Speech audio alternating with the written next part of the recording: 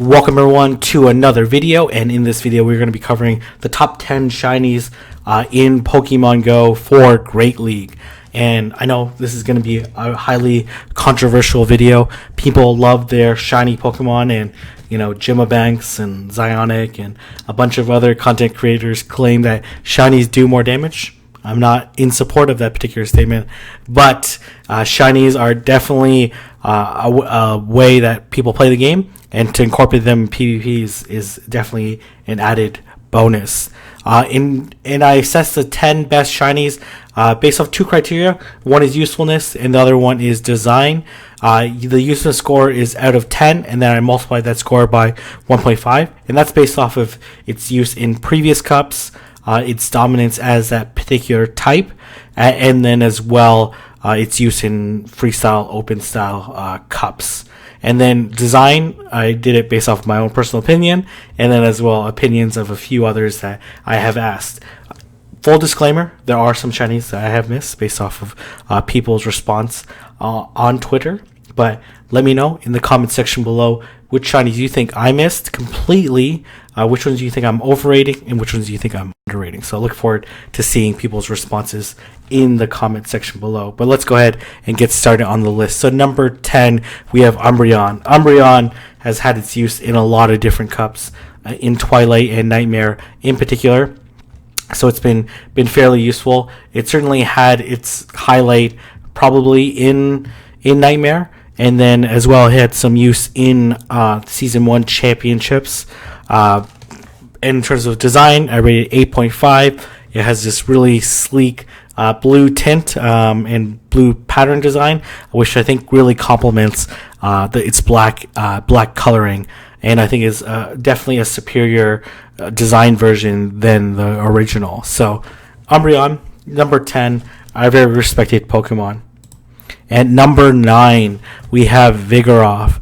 Vigoroth is the meta-defining Pokemon for Jungle Cup. It is one of the most highly used Pokemon in any cup that I've ever seen.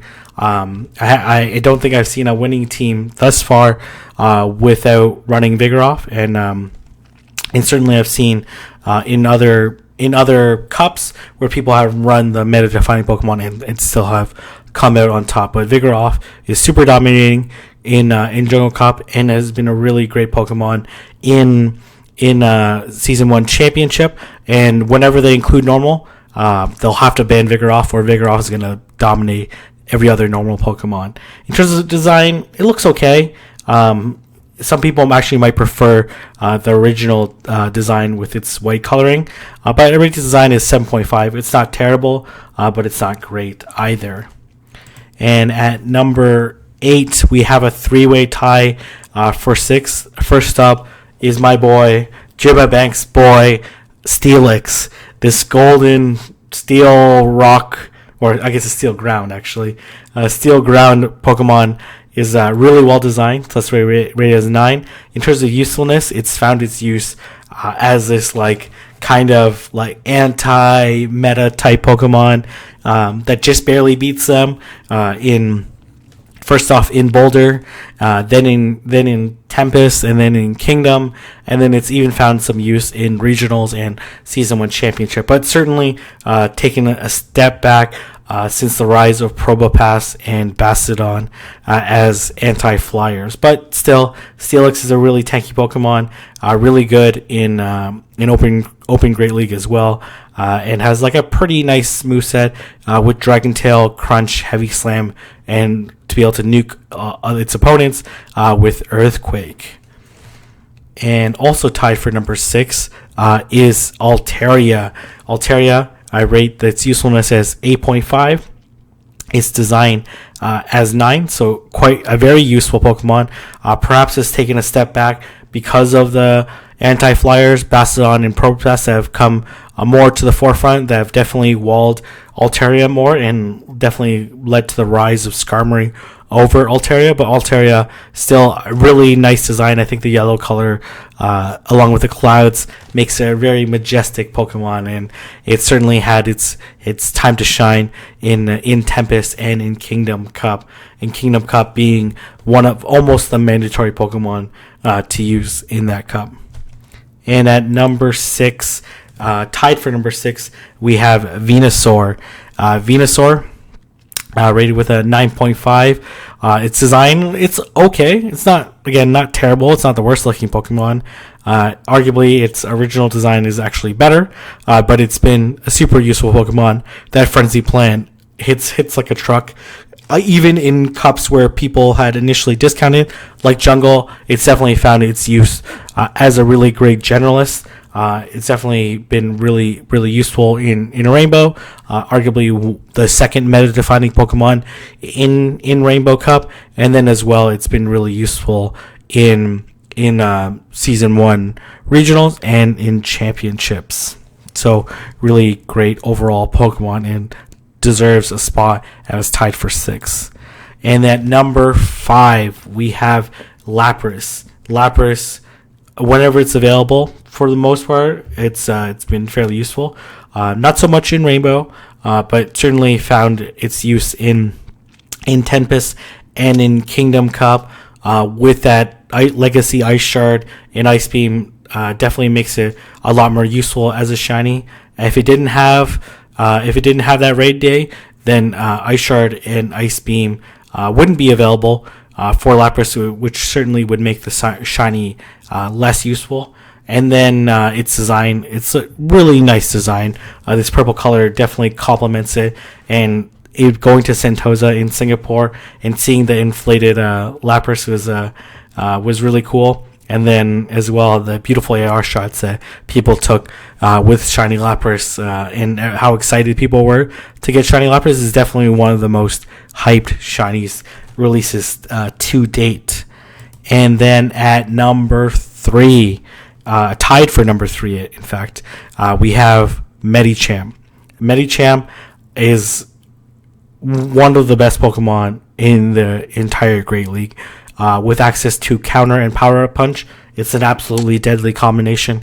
And then with Ice Punch to give it really great coverage against flyers, it's just like one of the best Pokemon in a 2-shield scenario.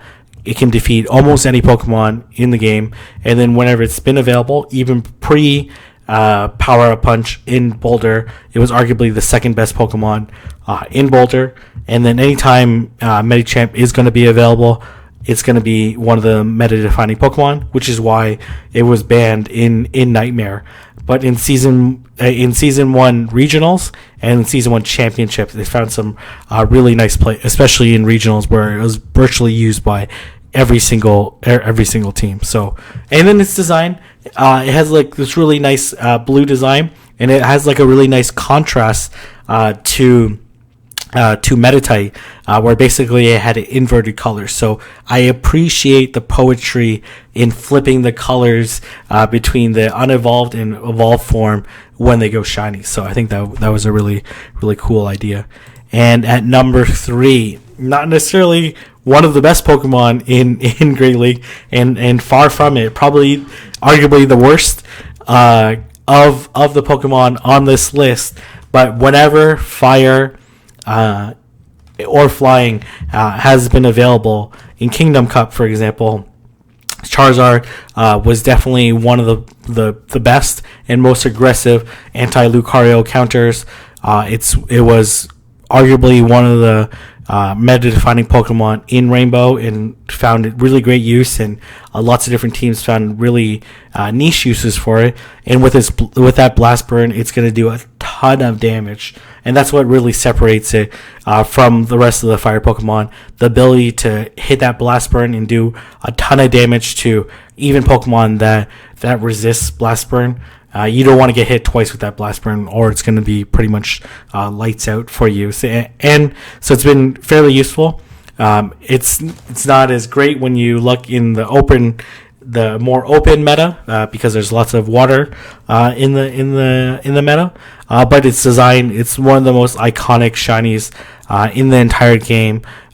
People are really hyped when Charmander Community Day was released, because they knew that they were going to get this beautiful black Charizard that reminded you, especially of the mega version of Charizard. And it's definitely one of the most, if not the most, in my opinion, the most well-designed shinies, and one of the most iconic shinies in the entire game. And at number 2, we have, this Pokemon might fall out of relevance, especially with Charm coming in. But pre-Charm, it found its spotlight, its diamond in the rough type of perspective in Twilight, where it was definitely a Pokemon where it had really great moveset, especially with the buff to Shadow Claw back pre-Twilight, where all of a sudden with Shadow Claw and Foul Play, it did a ton of damage to the meta. And then you can either run Power Gem to hit the flyers, or Shadow Sneak for those Pokemon that resist Foul Play. And then it found tons of use in regionals, arguably one of the best anti-Medicham counters. And the fact that people were running Shadow Sneak, it definitely really surprised people that were running non-Ice Beam Azumarill, and had really great matchups against the general meta. So it's a really, really great Pokemon. It might fall out of favor now that Charm is available, because Charm is absolutely going to wreck Sableye, where its only weakness is Fairy. And then its design, it has this really beautiful gold design, and definitely one of the shinies that is most coveted, and one of the rarest shinies in the game, which further enhances its design value. So before we move on to number 1, while we talk about some honorable mentions, there's a few of them that I missed as well. But Fortress, Melmetal's usefulness is pretty high. It might have fallen off a little bit with Probopass being available, but its design is very uncreative. Lugia, Raikou, Cresselia, Frostlass, Meganium, Xatu. There's a few other ones that I missed, like Bronzong, that has a really decent design, but has some fringe uses in previous cups. And number 1, if we get a drum roll, please, is Azumarill. Azumarill, whenever Azumarill is available in a cup, it's gonna find use. Whether that's Twilight, when everyone wrote off Azumarill because of how much poison there was going to be in the meta, it eventually found its use on almost everyone's team by the end of Twilight. In Rainbow, in Season 1 regionals, in Season 1 championships, where it was run by virtually every team, because it's one of those Pokemon that are extremely hard to replace, and people used it as one of its 2 restricted picks probably over 90% of the time. Its tankiness in Rainbow definitely won out when people are initially writing off Azumarill. So really a great Pokemon, arguably the best Pokemon in all of Great League. So whenever Water or Fairy is going to be available, you can definitely count on Azumarill being in the mix. And its design, people love the design. People love the yellow color. Makes it look like a cute little egg. But definitely a really great design and a really useful Pokemon, and arguably the best Pokemon in the entire game, and a shiny that I really want, and to eventually power up and to add to my shiny team. So in summary, we have Azumarill, Sableye, tied for 3rd with Charizard and Medicham, Lapras, Venusaur, and then a tied for 6th between Venusaur, Altaria, and Steelix, and then 9th with Vigoroth, and then 10th with Shiny Umbreon. So I'm sure people are fuming, saying that can't believe you missed this shine. Well, let me know in the comment section below which ones you think I missed, which ones on this list you agree with, and let me know which ones you think I overrate or underrate. So if you guys like this video, don't forget to like, comment, and subscribe, and let me know if you want me to do more of these top 10 lists in relation to PvP. And I'll see everyone in the next video.